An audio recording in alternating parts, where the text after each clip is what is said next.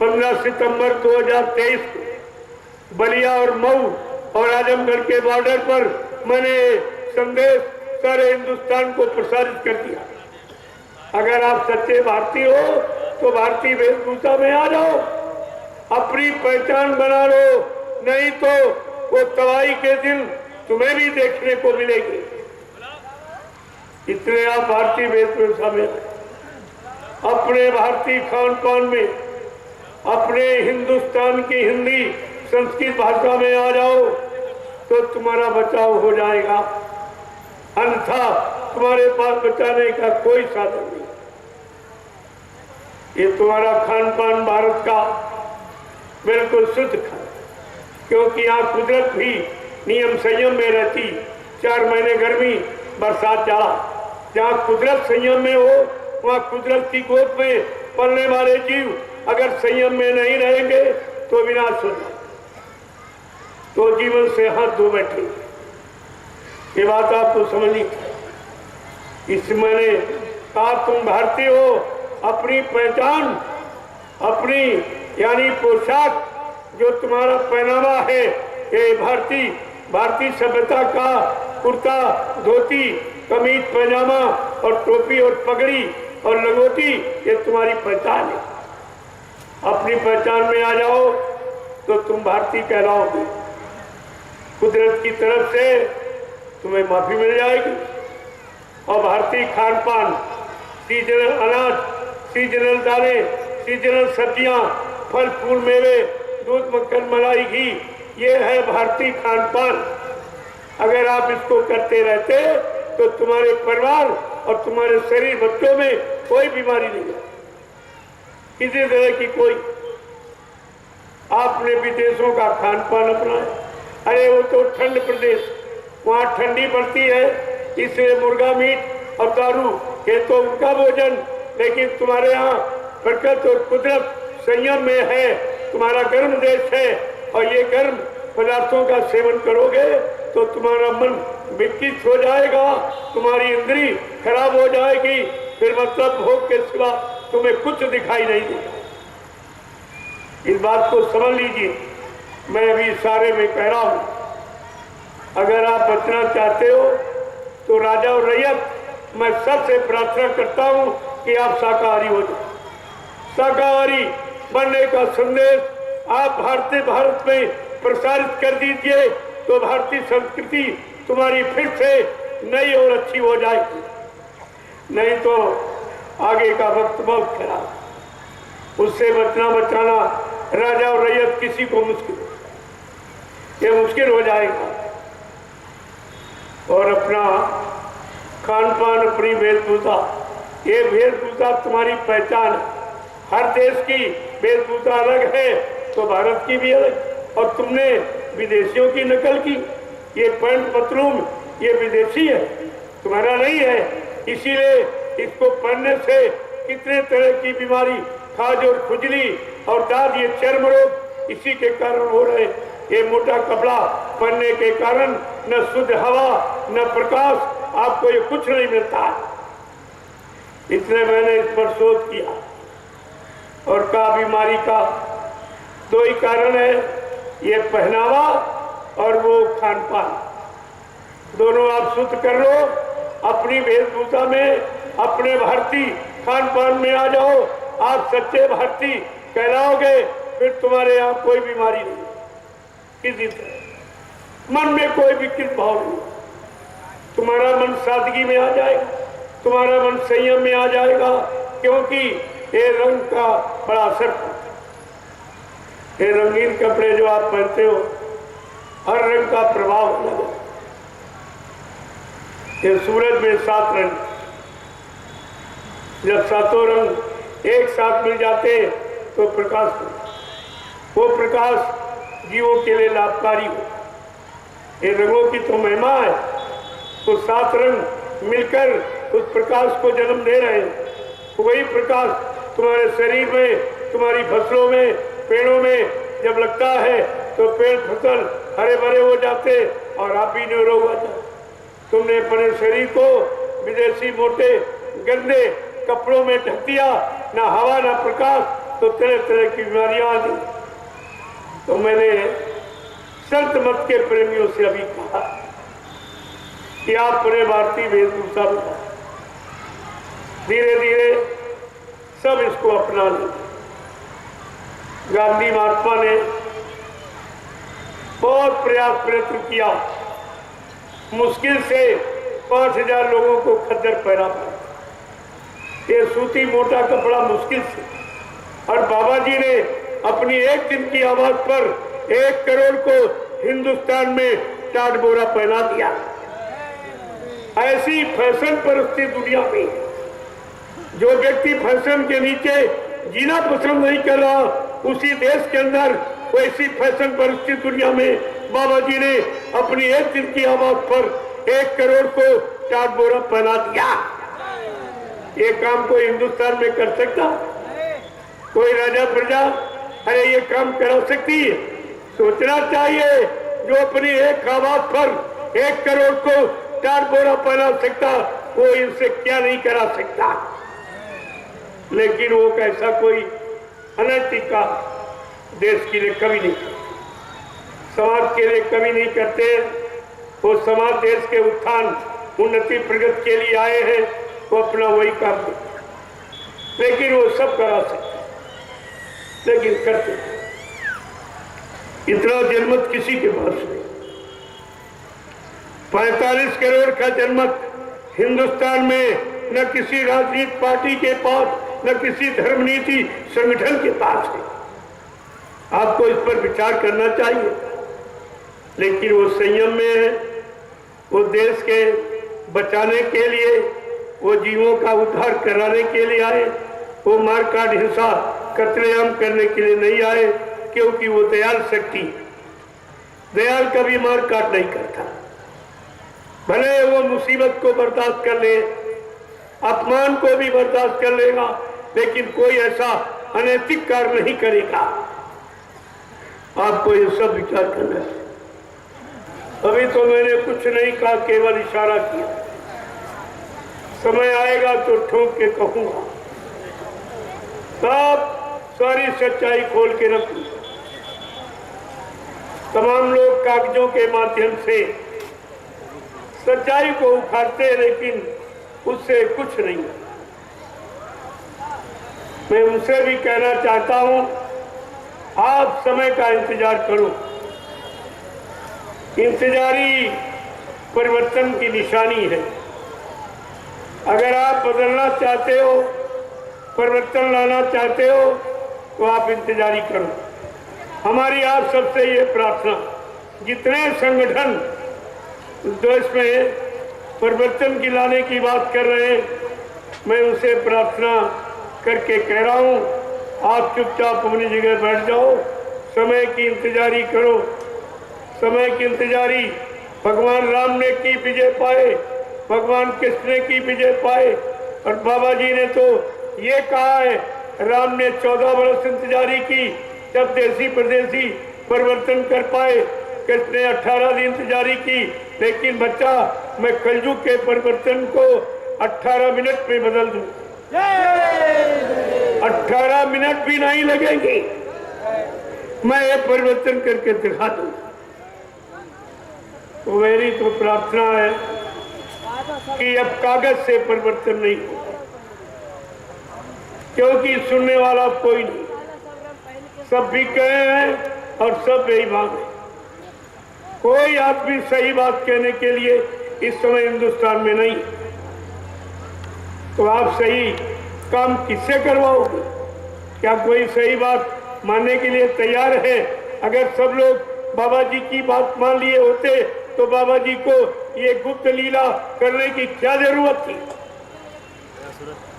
इसीलिए उन्होंने देखकर पहले ही कहा कि बच्चा, आगे एक ऐसी नाजुक स्थिति बना के खड़ी कर दूंगा, फिर कुछ दिनों के लिए मैं तुम्हारे से दूर चला जाऊंगा। तुम इतनी जल्दी न मुझे प्राप्त कर पाओगे, न पहचान पाओगे। मैं समय से आकर अपने काम को पूरा करके दिखा दूंगा, लेकिन तुम लोग यानी भजन करके मेरा इंतजार करते रहना।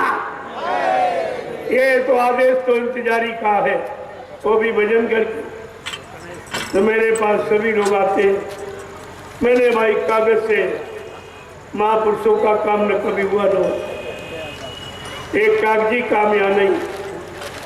उनका जो भी काम है प्राकृतिक, वो प्रकृति के द्वारा, या कागज लिखने पढ़ने से कोई काम।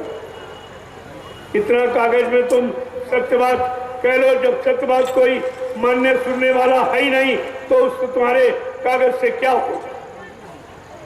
इसलिए श्रम समय पूंजी खराब मत करो, इंतजार भजन करके इंतजार करो तो सफलता तुम्हारे हाथ में आ जाएगी। अब वक्त ज्यादा समय नहीं है, वक्त ज्यादा नहीं, कुछ ही वर्षों में देश दुनिया का नक्शा बदल जाएगा। अब ज्यादा समय नहीं है इंतजारी का, लेकिन इंतजारी सबको करनी पड़े।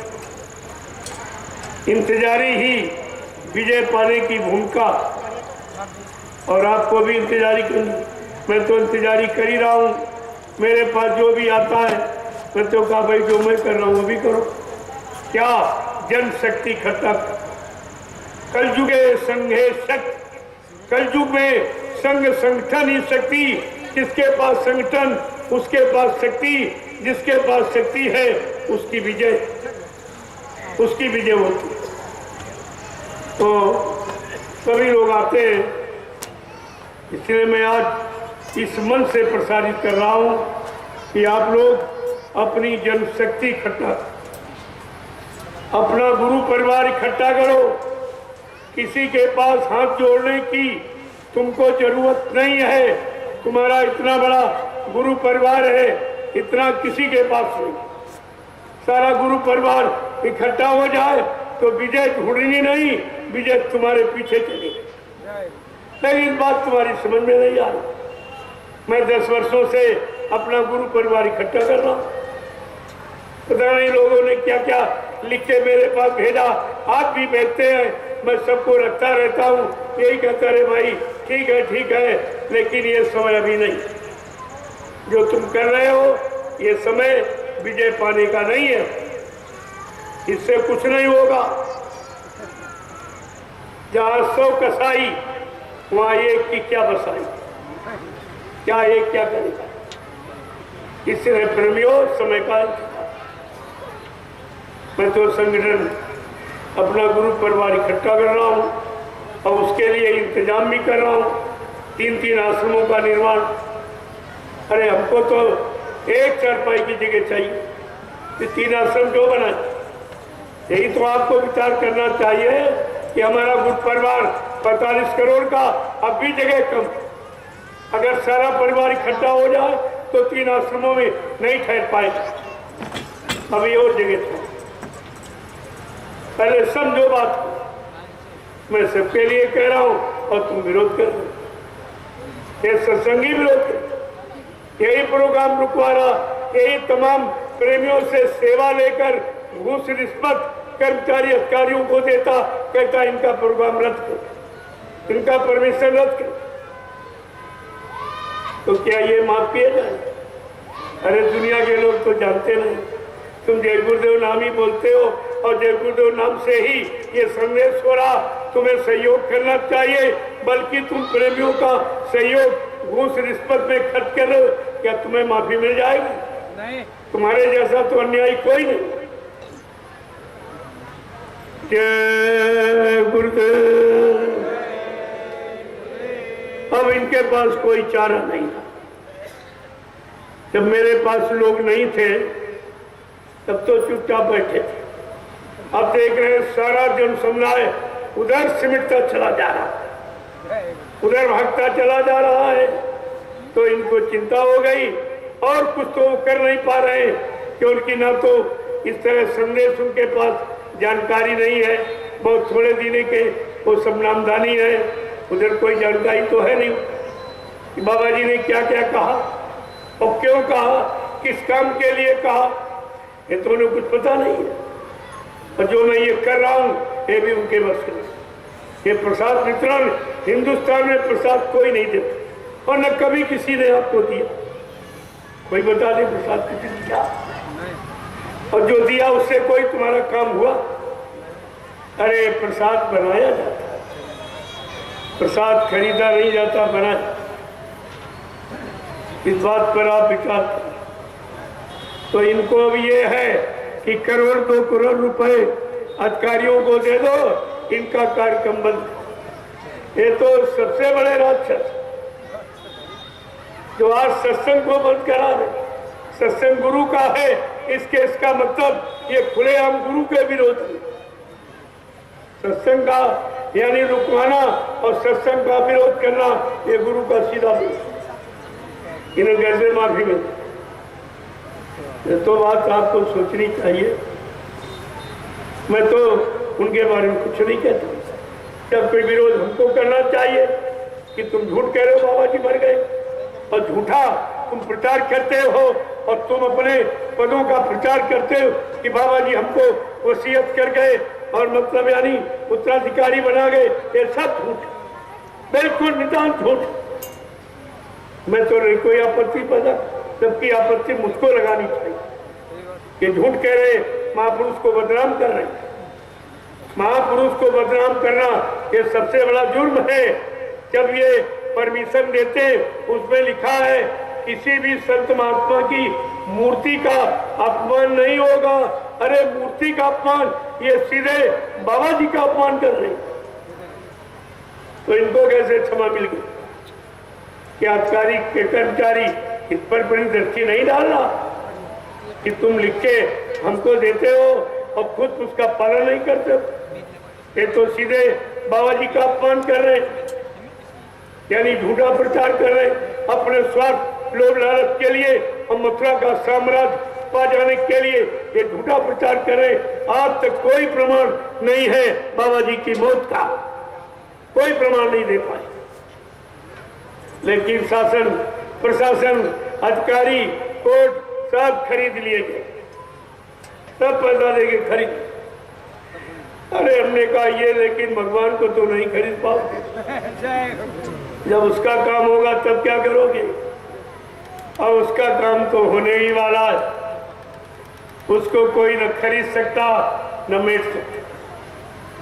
मैं तो उसी का इंतजार कर रहा हूं। जय गुरुदेव, जय गुरुदेव, जोर से बोलो, इतनी जोर बोलो आपकी आवाज मारी के कान तक पहुंच कि मुझे कोई याद कर रहा। जोर से बोलो, सब मिल बोलो, बोलना होगा, अभी से बोलो, दर्द हरेंगे, सब कष्ट मिटेंगे, सुख शांति भी देंगे। सबके दाता, सबके मालिक, प्रेम से बोलो, ये नाम नहीं इंसान का, ये नाम है प्रभु का, ये काम नहीं इंसान का, ये काम है प्रभु का। अब आपको ये सोचना चाहिए कि प्रभु का काम कहाँ हो। आज तक यही आपने नहीं विचारा कि प्रभु का काम कहाँ हो रहा, प्रभु नाम की महिमा कहाँ गाई जा रही है। ये तो आपको विचार करना चाहिए। केवल नैमिषारण्य की पावन पवित्र भूमि, क्या 88,000 ऋषियों ने मिलकर तपस्या की। उस तपोभूमि पर आज प्रभु नाम का हंगामा मचा। क्या किसी ने कुछ नहीं कहा कभी? गोस्वामी महाराज ने तो लिखा, जब ऐसा वक्त आएगा नैमिषारण्य 88,000 ऋषि के तपोभूमि पर जब प्रभु नाम का हंगामा मचेगा तो परिवर्तन की लहर सारे हिंदुस्तान में फैल जाएगी, सारे हिंदुस्तान में फैल। उन्होंने लिखा है, तीर्थवर नैमिष विख्याता अति पुनीत साधक सुखदाता। ये कवि बाबा जी ने मथुरा में नहीं कहा, कि मथुरा से सत्यु के अंकुर निकलेंगे, लेकिन नैमिषारण्य में 1997 में ये कहा कि 88,000 ऋषियों की तपोभूमि है, बच्चा यहीं से सतयुग के अंकुरन निकलेंगे। तब मैंने उस भूमि को खरीदा। ये आदेश, जब ऐसा आदेश हुआ स्थान की महिमा का, मैं तभी से इस जमीन को खरीदना चाहूँ कि आप जमीन नहीं 88,000 ऋषियों की तपस्या खरीदो, तपस्या से काम हो जाए। कभी आपसे और तो मैंने कभी कुछ कहा नहीं है।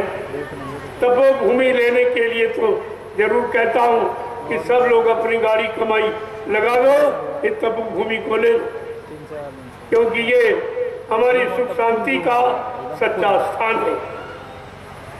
जय गुरुदेव। आवश्यक संदेश ये है जो मैंने पहले से दे रखा है, जब भी आप किसी कार्यक्रम में जाओ तो अपने झोले में 4 मीटर मोमजामा ओढ़ने, 4 मीटर बिछाने का। किसी की सेवा का कितना कम प्रयोग करोगे, तुम्हारे भजन से कम कटौती। अगर किसी के सेवाओं का प्रयोग करोगे और उसका मूल्य नहीं चुकाओगे तो कर्म कर्जा बन जाएगा, तो तुम्हारे भजन से कटौती हो जाए। एक तो भजन आप करते ही नहीं हो, थोड़ा बहुत करोगे, इसी कटौती चला जाए। इस बात का एक 4 मीटर मोमजामा ओढ़ने, 4 मोड़ बिछाने, अपने झोले में अपना थाली लोटा गिलास शुद्ध पात्र में भोजन करो। भोजन का भजन पर बहुत असर पड़ता। ये प्लास्टिक के जितने बर्तन ये बहुत गंदे, इनमें बहुत जानलेवा बीमारियों के कण इन पे रहते हैं, कीटाणु। आप अपनी थाली अपने लोटे गिलास का झोले में रख लो, और हमेशा काम आएगी और लाखों रुपए की बचत हो जाएगी। भंडारों में ये 4-5 दिन में लाखों रुपए के प्लास्टिक गिलास होना चाहिए, ये व्यर्थ में आपका चला जाता। और तीसरा है एक खुरपी, प्लास्टिक की थैली में एक खुरपी अपने साथ, एक औजार भी आपके साथ। सब्जी काटने में गड्ढा खोद दिया, 4 डंडे लगाए, आने मोमजामा तान लिया या मच्छरदानी तान ली, ये तो हमेशा काम आएगा। और वैसे जब दिशा मैदान जाओ तो पहले कार्यक्रम में जाओ, पूछ लो कि भाई पुरुषों के लिए किधर, महिलाओं के लिए किधर है। आप चले जाओ, वहां दूर एक गड्ढा खोद, उसी गड्ढे में रोज दिशा मैदान, और पैर से मिट्टी खिसकाती हो। कोई बदबू, कोई मतलब यानी गंदगी किसी तरह का कुछ नहीं। ये सबसे बड़ा स्वास्थ्य, ये सबसे बड़ा, इससे बढ़िया तरीका स्वास्थ्य का कोई, ये बहुत अच्छा है। और जब तक आप यहाँ से जाओगे गड्ढा अपने आप को, इससे लाभ क्या है? कहीं प्रदूषण नहीं हो, कहीं गंदगी नहीं आएगी, बदबू नहीं आएगी, और जहाँ उस जमीन की उर्वरा शक्ति बढ़ जाएगी।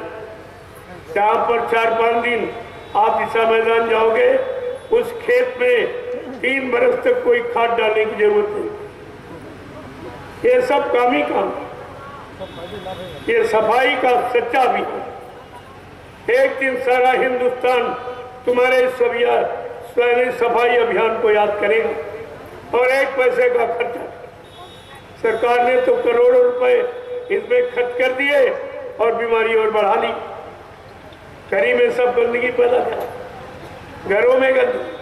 पहले लोग क्या करते थे? भोजन घर में करते थे, दिशा मैदान खेत में जाते थे। और अब क्या करते कि होटल में भोजन करेगा और गंदगी घर में, गंदगी घर में करता, कहता हम बहुत पढ़े लिखे बहुत नहीं। यही तुम्हारा जीवन है? अरे गंदगी, और अंतर कितना, एक ईंट इधर यानी लैट्रिन, उधर किचन, सारे कीटाणु भोजन, तरह तरह की ये गंदगी आपने घरों में पैदा कर। जहाँ जल स्तर कम है, 15-20 फुट पर है, और गड्ढा भी 15-20 फुट का लैट्रिन का, और वो गंदा पानी उसी में मिल जाता तुम्हारे पीने वाले पानी। बीमारी का भी एक तरीका हो रहा, जल में प्रदूषण हो गया। तो ये तुमने जो अपनाया है ये विदेशी, इसे आप खत्म कर दीजिए, आप स्वदेशी बन जाओ। स्वदेशी बनने के लिए इतना बड़ा खून खराबा हुआ, कितने जीवों ने कुर्बानी दी, कितने माताएं निपूती हो गई, कितने बहनों का स्वाद लुट गया, तब ये तुमको चीज मिली थी कि हम स्वाधीन रहे, हम स्वतंत्र आजाद रहेंगे, हम अपने देश का भोजन। गांधी ने कहा मैं अपने देश का कपास बो के खेतों में और सूत का धागा अपने हाथ से बनाकर कपड़े बनाकर पहनूंगा तो देश प्रेम बढ़ जाए। ये सिद्धांत गांधी का था। मैं कोई नई बात नहीं बता रहा हूं, लेकिन आपने जो छोड़ दिए है विदेशों की नकल करके, और विदेशों के सारे अवगुण तुम्हारे यहाँ जो तुम योगी थे अब भोगी बन गए और रोगी बन गए। ये तो आपको करना पड़ेगा, आज नहीं तो कल। अगर पहले से सुधर जाओ, समझ जाओ, तो ये सब चीजों से बचो, और नहीं तो तुम जानो तुम्हारा काम ना। जय गुरुदेव।